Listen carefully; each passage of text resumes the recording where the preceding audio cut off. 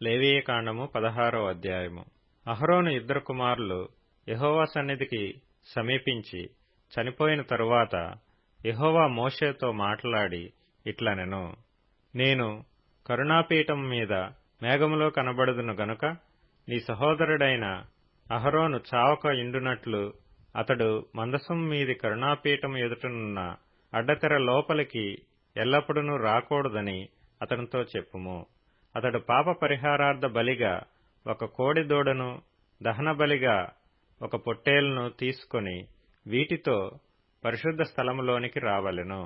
అతడు ప్రతిష్ఠితమైన చొక్కాయి తొడుగుకొని తన మానమునకు సన్ననార లాగులు తొడుగుకొని సన్ననార దట్టి కట్టుకొని సన్ననార పాగా పెట్టుకొనవలెను. అవి ప్రతిష్ఠ వస్త్రములు గనుక అతడు నీళ్లతో దేహము కడుగుకొని వాటిని వేసుకొనవలెను. మరియు అతడు ఇశ్రాయేలీల సమాజమునొద్ద నుండి పాప పరిహారార్థ బలిగా 2 మేకపిల్లలను, దహన బలిగా ఒక పొట్టేలును తీసుకొని రావలెను. అహరోను తన కొరకు పాప పరిహారార్థ బలిగా ఒక కోడెను అర్పించి తన నిమిత్తమును తన ఇంటివారి నిమిత్తమును ప్రాయశ్చిత్తము చేసి ఆ 2 మేకపిల్లలను తీసుకొని వచ్చి ప్రత్యక్షపు గుడారము యొక్క ద్వారమునొద్ద యెహోవా సన్నిధిని వాటిని ఉంచవలెను. అప్పుడు అహరోను యెహోవా పేరట ఒక చీటిని, విడిచిపెట్టే మేక పేరట ఒక చీటిని, ఆ 2 మేకల మీద 2 చీట్లను వేయవలెను. ఏ మేక మీద యెహోవా పేరట చీటి పడునో ఆ మేకను అహరోను తీసుకొని వచ్చి పాప పరిహారార్థ బలిగా అర్పింపవలెను. ఏ మేక మీద విడిచిపెట్టుట అనే చీటి పడునో దానివలన ప్రాయశ్చిత్తము కలుగునట్లు దానిని అరణ్యములో విడిచిపెట్టుటకై యెహోవా సన్నిధిని దానిని ప్రాణముతోనే ఉంచవలెను. అప్పుడు అహరోను పాప పరిహారార్థ బలియగు ఆ కోడెను తీసుకొని వచ్చి తన నిమిత్తమును తన ఇంటివారి నిమిత్తమును ప్రాయశ్చిత్తము చేసుకొనవలెను. తరువాత అతడు తన కొరకు తానర్పించు పాప పరిహారార్థ బలియగు కోడెను వధించి యెహోవా సన్నిధినున్న ధూపపీఠం మీద నుండి ధూపార్తెడు నిప్పులను తన పిడికళ్లతో పరిమళ ధూప చూర్ణమును తీసుకొని అడ్డతెర లోపలికి వాటిని తెచ్చి తాను చావకుండునట్లు ఆ ధూపము మేఘము వలె శాసనముల మీదనున్న కరుణాపీఠమును కమ్ముటకు యెహోవా సన్నిధిని ఆ అగ్ని మీద ఆ ధూప ద్రవ్యమును వేయవలెను. అప్పుడతడు ఆ కోడె రక్తములో కొంచెము తీసుకొని తూర్పు పక్కను కరుణాపీఠం మీద తన వ్రేలితో ప్రోక్షించి కరుణాపీఠము ఎదుట తన వ్రేలితో ఆ రక్తములో కొంచెము 7 మార్లు ప్రోక్షింపవలెను. అప్పుడతడు ప్రజలర్పించు పాప పరిహారార్థ బలియగు మేకను వధించి అడ్డతెర లోపలికి దాని రక్తము తెచ్చి ఆ కోడె రక్తముతో చేసినట్లు దీని రక్తముతోనూ చేసి కరుణాపీఠం మీదను కరుణాపీఠము ఎదుటను దాని ప్రోక్షింపవలెను. అట్లు అతడు ఇశ్రాయేలీల సమస్త పాపములను బట్టియు, అనగా వారి అపవిత్రతను బట్టియు వారి అతిక్రమములను బట్టియు పరిశుద్ధ స్థలమునకు ప్రాయశ్చిత్తము చేయవలెను. ప్రత్యక్షపు గుడారము వారి మధ్య ఉండుట వలన వారి అపవిత్రతను బట్టి అది అపవిత్రమగుచుండును గనుక అతడు దానికి ప్రాయశ్చిత్తము చేయవలెను. పరిశుద్ధ స్థలములో ప్రాయశ్చిత్తము చేయుటకు అతడు లోపలికి పోవునప్పుడు అతడు తన నిమిత్తమును తన ఇంటివారి నిమిత్తమును ఇశ్రాయేలీల సమస్త సమాజము నిమిత్తమును ప్రాయశ్చిత్తము చేసి బయటికి వచ్చు వరకు ఏ మనుష్యుడును ప్రత్యక్షపు గుడారములో ఉండరాదు. మరియు అతడు యెహోవా సన్నిధినున్న బలిపీఠమునొద్దకు పోయి దానికి ప్రాయశ్చిత్తము చేయవలెను.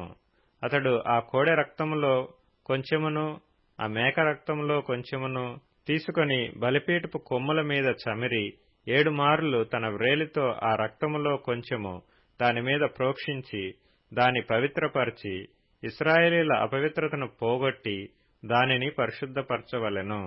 అతడు పరిశుద్ధ స్థలమునకును ప్రత్యక్షపు గుడారమునకును బలిపీఠమునకును ప్రాయశ్చిత్తము చేసి చాలించిన తరువాత ఆ సజీవమైన మేకను దగ్గరకు తీసుకొని రావలెను. అప్పుడు అహరోను సజీవమైన ఆ మేక తల మీద తన 2 చేతులు ఉంచి ఇశ్రాయేలీల పాపములన్నీయు, అనగా వారి దోషములన్నీయు వారి అతిక్రమములన్నీయు దానిమీద ఒప్పుకొని ఆ మేక తల మీద వాటిని మోపి తగిన మనుష్యుని చేత అరణ్యములోకి దాని పంపవలెను. ఆ మేక వారి దోషములన్నిటినీ ఎడారి దేశమునకు భరించిపోవును. అతడు అరణ్యములో ఆ మేకను విడిచిపెట్టవలెను. అప్పుడు అహరోను ప్రత్యక్షపు గుడారములోనికి వచ్చి తాను పరిశుద్ధ స్థలములోనికి వెళ్లినప్పుడు తాను వేసుకొనిన నార బట్టలను తీసి అక్కడ వాటిని ఉంచి పరిశుద్ధ స్థలములో దేహమును నీళ్లతో కడుగుకొని బట్టలు తిరిగి ధరించుకొని బయటికి వచ్చి తన కొరకు దహన బలిని ప్రజల కొరకు దహన బలిని అర్పించి తన నిమిత్తమును ప్రజల నిమిత్తమును ప్రాయశ్చిత్తము చేయవలెను. పాప పరిహారార్థ బలి పశువు యొక్క క్రొవ్వును బలిపీఠం మీద దహింపవలెను. విడిచిపెట్టే మేకను వదిలిన వాడు తన బట్టలు ఉదుకుకొని నీళ్లతో దేహము కడుగుకొని తరువాత పాళెములోనికి రావలెను. పరిశుద్ధ స్థలములో ప్రాయశ్చిత్తము చేయుటకు వేటి రక్తము దాని లోపలికి తేబడెనో పాప పరిహారార్థ బలియగు ఆ కోడెను ఆ మేకను ఒకడు పాలెము వెలుపలికి తీసుకొని పోవలెను. వాటి చర్మములను వాటి మాంసమును వాటి మలమును అగ్నితో కాల్చివేయవలెను. వాటిని కాల్చివేసిన వాడు తన బట్టలు ఉదుకుకొని నీళ్లతో దేహము కడుగుకొని తరువాత పాళెంలోనికి రావలెను. ఇది మీకు నిత్యమైన కట్టడ.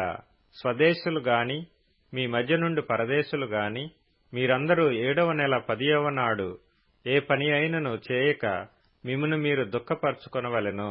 ఏలయనగా మీరు యెహోవా సన్నిధిని మీ సమస్త పాపముల నుండి పవిత్రులగునట్లు ఆ దినమున మిమ్ము పవిత్రపరచునట్లు మీ నిమిత్తము ప్రాయశ్చిత్తము చేయబడెను.